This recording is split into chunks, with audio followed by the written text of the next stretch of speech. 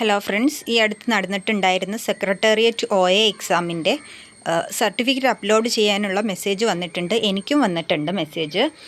Upload clear scanned images of original documents in your profile to prove date of birth, അതായത് 10th certificate മതി. പിന്നെ ID proof വേണം, ഏതെങ്കിലും ഒരു ID proof, ആധാറോ അല്ലെങ്കിൽ നമ്മുടെ വോട്ടർ IDയോ അല്ലെങ്കിൽ അങ്ങനെയുള്ള കാര്യങ്ങളൊക്കെ നമുക്ക് അപ്ലോഡ് ചെയ്യാവുന്നതാണ്. പിന്നെ എഡ്യൂക്കേഷൻ ക്വാളിഫിക്കേഷൻ കാണിക്കുന്ന, അതായത് SSLC ഓർ ഇക്വാലൻറ്റ്. പിന്നെ NCLC അതുപോലെ CC ആൻഡ് EWS ഇതിൽ ഏതെങ്കിലും കാറ്റഗറിയിൽ പെടുന്നതാണെങ്കിൽ അത് തെളിയിക്കുന്ന ഗവൺമെൻറ്റിൻ്റെ ഡോക്യുമെൻറ്റ് വേണം. പിന്നെ വെയിറ്റേജ് സർട്ടിഫിക്കറ്റ്സ് എന്തെങ്കിലും ഉണ്ടെങ്കിൽ അത്. ഇനി ഡിസബിലിറ്റി ഉള്ളവർക്ക് ഡിസബിലിറ്റി സർട്ടിഫിക്കറ്റ്, പിന്നെ ഫങ്ഷനാലിറ്റി സർട്ടിഫിക്കറ്റ്. ഇതെല്ലാം നമ്മൾ ജൂലൈ 9 മുമ്പാണ്.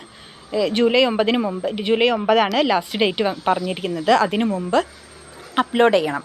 ഇനി നമ്മൾ നോൺ ക്രീമിലിയർ സർട്ടിഫിക്കറ്റ് അപ്ലോഡ് ചെയ്യുന്ന സമയത്ത് നമ്മൾ ശ്രദ്ധിക്കേണ്ടത് എന്താണെന്ന് വെച്ചാൽ, നമ്മുടെ ഇപ്പം കല്യാണമൊക്കെ കഴിഞ്ഞിട്ടുള്ള ഗേൾസ് ആണെങ്കിൽ അവരുടെ ഹസ്ബൻഡിൻ്റെ വീട്ടിലെ അഡ്രസ്സും ചിലപ്പോൾ നമ്മുടെ പ്രൊഫൈലിലെ അഡ്രസ്സും മാറ്റുണ്ടാവും. അങ്ങനെയാണെങ്കിൽ ഹസ്ബൻഡിൻ്റെ വീട്ടിലെ അഡ്രസ്സിലാണ് നോൺ ക്രീമിലിയർ സർട്ടിഫിക്കറ്റ് കിട്ടുന്നതെങ്കിൽ നമ്മൾ ചെയ്യേണ്ടത് ആ ഒരു അഡ്രസ്സിൽ വരുന്ന ഒരു ID പ്രൂഫും കൂടി നമ്മൾ അപ്ലോഡ് ചെയ്യണം. കാരണം സർട്ടിഫിക്കറ്റ് വെരിഫിക്കേഷൻ്റെ സമയത്ത് അത് ആവശ്യമായിട്ട് വരും.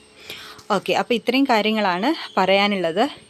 ഇനി ഞാൻ എങ്ങനെയാണ് ഈ ലിസ്റ്റിൽ കയറിയിട്ടുള്ളത്, എനിക്ക് എങ്ങനെയാണ് ഈ ഒരു എക്സാമിൻ്റെ എൻ്റെ ഒരു സ്റ്റഡി പ്ലാൻ എങ്ങനെയായിരുന്നു എന്നുള്ളതൊക്കെ എൻ്റെ ചാനലിൽ കയറിയാൽ ഞാൻ 10th മെയിൻസ് എക്സാമിൻ്റെ ഒരു 25 ഡേയ്സ് സ്റ്റഡി പ്ലാനും അതുപോലെ എൻ്റെ PSC സ്റ്റഡി സ്റ്റാർട്ട് ചെയ്തത് മുതലുള്ള ഒരു സ്റ്റഡി പ്ലാനും എല്ലാം നമ്മുടെ ചാനലിൽ അപ്ലോഡ് ചെയ്തിട്ടുണ്ട്. എല്ലാവരും അത് കണ്ട്, നിങ്ങൾക്ക് താല്പര്യം ഉണ്ടെങ്കിൽ അത് കണ്ട് എന്നെ സപ്പോർട്ട് ചെയ്യുക. Okay, thank you.